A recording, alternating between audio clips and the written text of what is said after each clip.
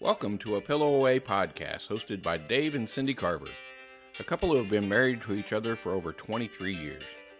In each episode, they share their insights and stories about the importance of the person closest to you in life, your partner. Through their honest and candid conversations, Dave and Cindy explore the challenges and joys of marriage and relationships, and will offer practical advice for how to cultivate a strong and lasting connection with the ones you love.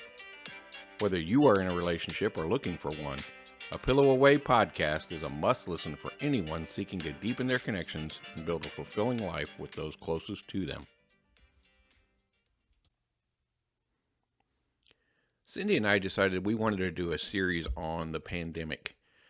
Interesting, I saw a headline the other day, or heard a headline the other day, about how we were entering year 4 of the pandemic, and for me, it's really hard to believe that we're there. But the idea behind the series is that we want to talk about some of the things that happened during the pandemic, some of the changes that occurred during the pandemic, and we want to give you perspectives on emergency response, for example, law enforcement, fire department, and specifically because of Cindy's background, how dispatch had to evolve and develop new protocols.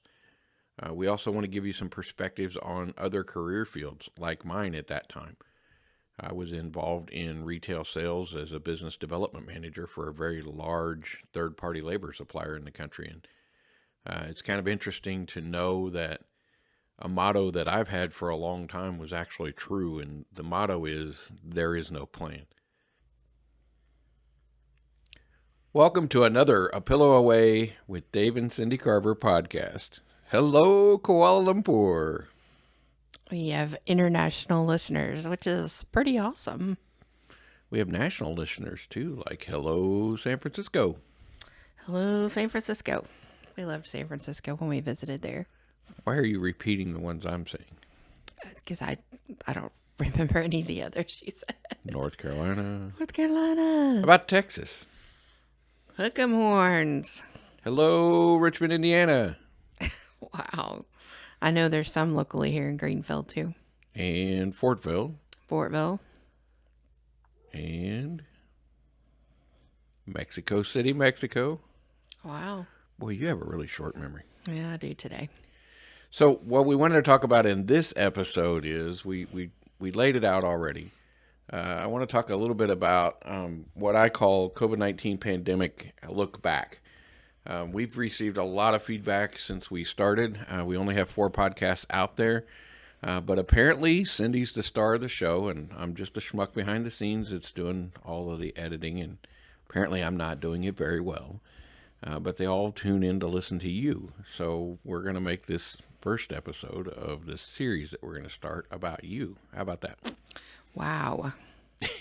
What an intro there. You're really excited, aren't you? What an intro. Well, there's nothing wrong with it. You can be the star. I don't mind being the guy behind the star. I gotcha. The key is that I'm a pillow away from you, just as you are a pillow away from me. Yes. And neither is as strong without the other, right? That's true. Okay, well, there we go then. So we want to look back on the pandemic because the original question was, obviously, is the pandemic over? Which I think is a really bizarre thing to think about because, as I said in the intro, we are in year 4 since we were told about the pandemic, 2023, year 4. But I will share a little bit about Cindy and I's relationship or experience before the world was told about the pandemic. Because there's a theory out there that the pandemic started probably summer of 2019, right? Yes.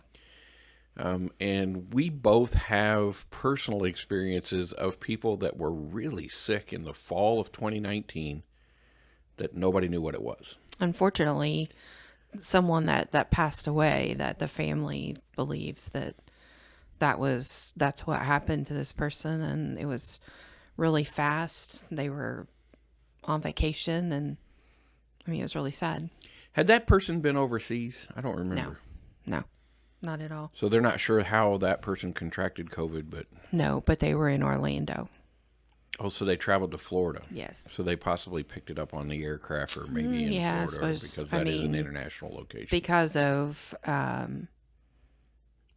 I mean, because of the air travel and what was happening in air travel at that point, I think that's pretty much how it made its way around the world was people flying. Yeah, and it's strange for us to look back on that because I think this is the first time we've had this conversation in 4 years. It was about 4.5 years ago when we both got involved with Brianna's Hope, the drug and alcohol or addiction recovery group here in Indiana. We both started attending meetings. I think you came to several at the first place we were at, which was the First Presbyterian Church when we moved in over there, correct? Right. Did you ever meet Pastor Ann? No.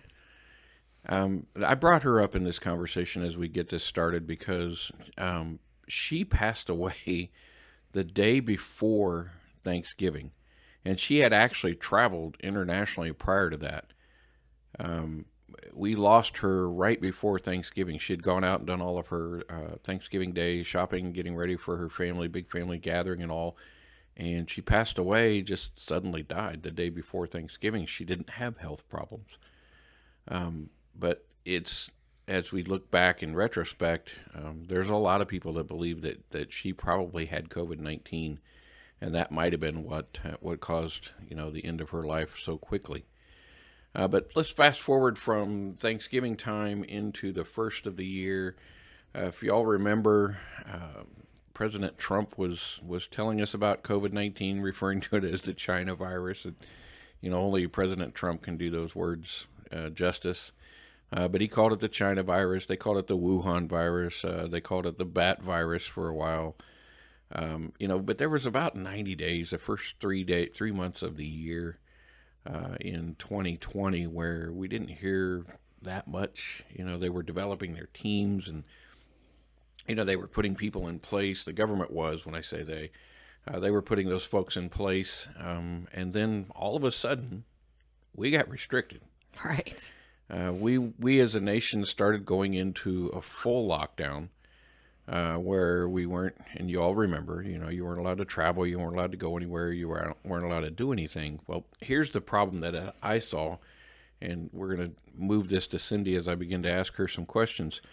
One of the issues from an emergency response standpoint is, and I can say it from the police side, I can say it from a deputy coroner's position, when the pandemic hit and these restrictions happened and, the 2 weeks to save the world, the whole curve thing that was put out there, when all that... Flatten the curve in 2 weeks. That's it. When the 2 weeks to flatten the curve. You're right.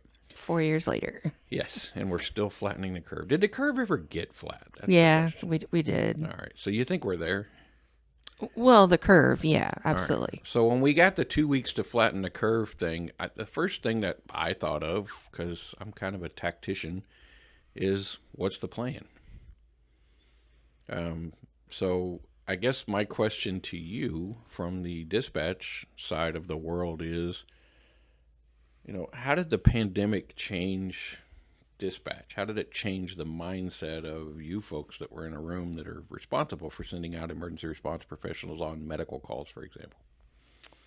What it changed the most was just the questions that were asked. We have a EMD protocol, that emergency medical dispatch, that this county uses. It's a computer system that once you input answers to questions from a caller, then it guides you through, what could possibly be wrong with the person, the response to send, and then what kind of pre-arrival instructions that you can give to the caller. So did they change that program? Did you guys get like an updated version of that program? Can you explain a little bit about how that happened? Basically, it just went from, I'm trying to remember the questions. Did you have a fever? Had you traveled out of the country? In the beginning was one of the questions. Did you have a cough? I can't remember them exactly, but the fever, the cough, respiratory issues, there were specific questions that you checked a box off. If you had, I forget, a couple of those or something like that, a fever, and then you have to figure out a way to let first responders know the answers to those questions. So because of HIPAA, we couldn't come out and say, this person either has COVID or you think they have COVID, um, we basically said they have symptoms is how we that's what we used to dispatch was we said they have symptoms. And this is in the very, very beginning. So it was, I wouldn't say stressful, but it was very important that you got those questions answered quickly and that you let first responders know what they were going into before they arrived. Even though in the beginning they were dressed, most of the time they were taking precautions anyway before they went into a house. So how would the fire department, excuse me, how did the fire department know to take those kind of precautions in advance if they hadn't received training or no? I mean, it just kind of snuck up on us, didn't it? Yeah, somewhat. I think it was downplayed for whatever reason in the beginning, and then when it became not downplayed is when everything kind of went fast forward into action, making sure that fire departments, paramedics, EMTs, even police officers had the equipment, the PPG, personal protective yeah, gear. the clothing, the mask, that type of stuff, so that because the whole thing is you're trying to keep your police department, your fire department especially, they were hit several times with several waves of COVID, because they were hand to hand, they were making the most contact with people. When you're saying they were hit with waves of COVID, you mean The fire department, the department individuals, the department, those of yeah, them that were firemen and medics and what have you. they went through waves of, we would hear, oh, well, they're down, a couple here. And that was back to in the beginning where when you were exposed, you get some time off with pay. So, depending on the policies of who you worked for, whether here it was the city, the county, a township fire department, or whoever that was, then, you know, it was 10 to 14 days maybe in the very beginning if you were exposed. So, I mean, I know some people that they got plenty of time off because they were exposed in the beginning when we didn't really understand that that it strictly is a respiratory thing, that you're getting it because you're breathing, the germs from somebody else. Well, that inspires me to think of two questions. Even though that we kept Clorox in business basically because we wiped down everything. I mean, so you guys became germaphobes inside your little cube over there. we were kind of like that to start with, some of us, because some people would just automatically wipe down a console just because you're coming right behind somebody that, do they have the flu? Do they, do their kids have sickness? I mean, that's where most of the sickness I think comes from. Right, and you guys kids. live on those surfaces 8 Right. hours a day. So there's, you eat there, right. you're doing your Yes. job there. Yes. So it was always a good idea to wipe those down periodically. Like I said, there were some people who did that automatically, but then it became protocol. So when you came in, you wore a mask when you came in, you wiped down the console. The person before you probably wiped it down too. And we were completely locked down for visitors. There was no one coming into our center that didn't work there. That lockdown didn't happen at the very beginning, though, correct? I'm pretty sure it did. I'm pretty sure we were locked down for quite a while. So you guys would have started your lockdown, what, June? I don't remember the dates, to be honest, because I think we it were feels told. like those years just. It feels like those years just disappeared. Yeah, I don't know why that gap's there, but I think disappeared. Most of the lockdowns happened in about a 90-day time period between, say, March and June 1st. Wasn't that about right? Yeah, but we stayed locked down. I mean, we didn't let officers, Right. unless they had to come in there for some reason. Officers weren't in there for, I think it might have been a year before before we relaxed that. All right, I want to go back because you inspired me to think a couple of things. You brought up respiratory, and you knew that COVID had a pretty heavy respiratory issue along with it. Eventually, we did. Correct. You guys learned that. But I want to go back to the EMD thing again because I don't understand it. I know we've talked about it a few different times, but when you guys get a new EMD protocol, how does that come to a dispatch center? Who do you get it from? Where does it come from? So, man, you put me on the spot because I can never remember the name of. I mean, it's a specific company that we buy So we're a the contract. protocol. Your dispatch Yes. center is a contractor to a Yes. company that provides Yeah. EMD protocol. And I literally can't remember the name. Not that it matters, but there's a international company because it's not just the U.S. that uses that protocol. It's dispatch, ambulance services, they're all over the world. So it literally, this was a download. They downloaded it and it integrated itself into our protocol, which is how they do anything like that to begin with. This just happened to be the first time they had to have a like if the Heimlich maneuver changes, you changed. would Yes. get an Right. update on your Yeah. protocol, and it Like just downloads when they into the made system. changes to CPR, they want you to do hands on. Hands on's more important than breaths. When they changed that, then that would have happened that way. I got it. So you guys, as a team or as a dispatch center, would have gotten like what, an email from your director telling you, "Hey, you got to go through new protocols." Did you have to take specific training, or is it just automatically updated into the system and you just go with it? It's automatically updated, but we had many discussions on how to handle things and what the changes were going to be because it was so prominent. I mean, it was huge because I don't want to be responsible. I mean, this is how I felt in the beginning. I didn't want to be responsible for sending somebody into a scene that didn't know they were walking in to somebody that had COVID. Right, and I get that. And those of you that are not familiar with police operations, fire operations, medic dispatch operations, it's not much different other than this was a little scary for everyone. There's an inherent risk, and dispatchers understand that. They're the point of first contact for anyone that has an emergency. The first responder. Right. So they get that there's a risk involved. They know they're sending police officers and firefighters and medics into harm's way.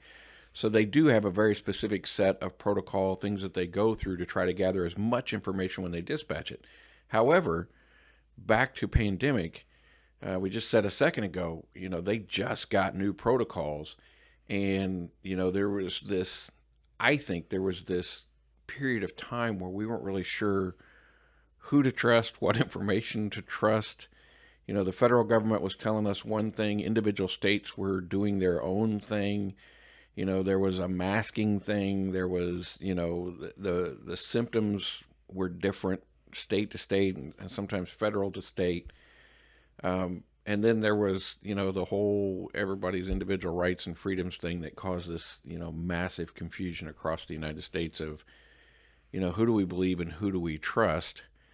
So all of that in mind kind of gave you all pause to really think about those questions, to really have a deeper understanding and relationship with the caller on those Right. calls to make sure that, this is one step further. It was required. You're It was sending guys required. into harm's way based on a biological hazard, which doesn't happen Right. like Right. No, this. it was required that you ask those questions of each caller because like I said, at the time you didn't want to send someone in to, a situation where you knew someone had COVID basically. I mean, it definitely changed down the road. And here's the other thing, and it's funny you said you knew that you had COVID. It's almost like we're working off a question and answer sheet, and we're not. This is all off the top of our head. She knew you knew, when she says you knew they had COVID, based on the volume of calls that they had and the protocol that they were going through, they could tell people that had COVID and people that didn't. And the reason I'm saying that is because most of us 4 years later are going, well, yeah, they had testing. Well, testing wasn't a big deal in the very early No, phases, it was was it? not. People were just I mean, sick. that wasn't a question. You couldn't say, hey, have you been COVID tested? Right. Did you take a Right. COVID test? Did you go to the CVS and That get came swabbed? And later. thank you. Do you remember how much later it I happened? don't. I swear that stuff just seems like a blur All right, well, back let then. me follow that up with another, and I'm learning right along with you folks. To me, this is fascinating because we have conversations being a pillow away, but it's usually a stress download kind of conversation, which is kind of what this whole podcast is born about. The importance of that person next to you, your partner, the person that's sleeping right next to you day in and day out. You have to be able to carry each other's baggage or at least take it off their shoulders for a little bit. So we have these conversations, but we don't sometimes go into depth because we don't want to relate the trauma that came with what caused the stress download to begin with. We don't want to go back to that and re-traumatize the teller. Right. So that's a little awkward thing in a relationship. But I think from a relationship standpoint, you have to understand how important that person is that you can offload some of that to. And I'll admit, and I think any good relationship, everybody would admit it. I'll admit that there are times still that I don't understand when you're stressed out. I don't understand sometimes. That's a male female thing again. Again, and I agree with that. And part of it is because I don't think similarly to you. We have No. completely different, Yes. divergent thought processes. I don't think your way, and I don't handle some of the emotional stress the way Yes. that you do. Right. I'm Men are fixers. Yeah, we are. Men are fixers. They want to fix it. They want to make things better when most of the time women just want you to listen to take the weight off their shoulders. I just want you to listen to me and trust me. We've had this conversation heated several times of I just need you to listen to me. I don't need you to fix it.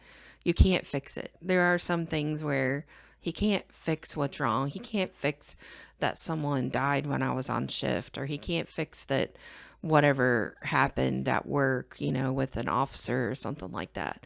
He couldn't fix those things. I just needed you to listen, and it didn't mean I wanted to quit my job. It didn't mean I was anything other than, just unloading that stuff. But a lot of times it was later down the road. It stuff doesn't necessarily come out. I come home from work and I'm like, this happened and that happened. I might be more apt to tell you about a chase or an apprehension or something like that than I would be a medical call. And during COVID, that was a totally different thing. Well, that's kind of where I was going with that as well, because the volume of medical calls that you guys got It was crazy. it was nuts. Crazy. As it began to spike here, I think you told me at one point that at least 70 to 75% of your calls were nothing but medical runs. There were stretches, Is that close to there? There were stretches in a couple of those really bad months where it was just crazy, and you pretty much could recognize, that somebody probably had COVID.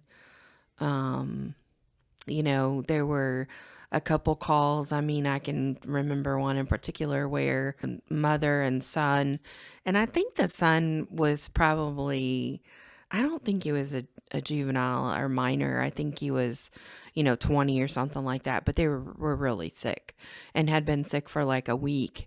And like, I don't know that they lived. That's how sick they were. And they had to go pick both of those people up. So, you knew sometimes that, I mean, you could just tell how sick some people were when they called. That's interesting, because that was going to be my follow-up question, was if there were times where, I don't know how to say it without the gallows humor part coming out. And I don't mean it to be humorous because it's a very serious topic, but part of how we deal with stress. When I say we, I'm talking about the emergency response background people.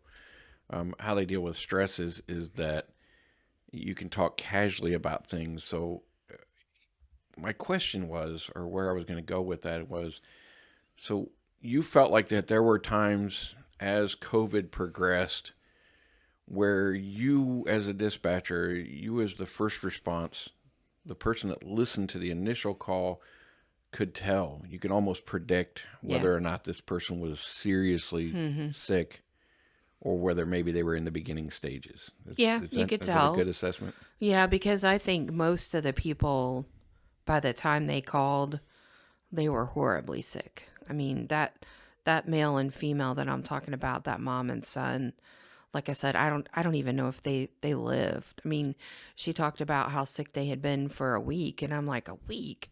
Why haven't you? I mean, I didn't say this to them, but in my head, I'm like, why haven't you gone to a doctor or a hospital, or why are you calling now? It's one of those things where what happened that you finally just say, okay, well, I need higher help here.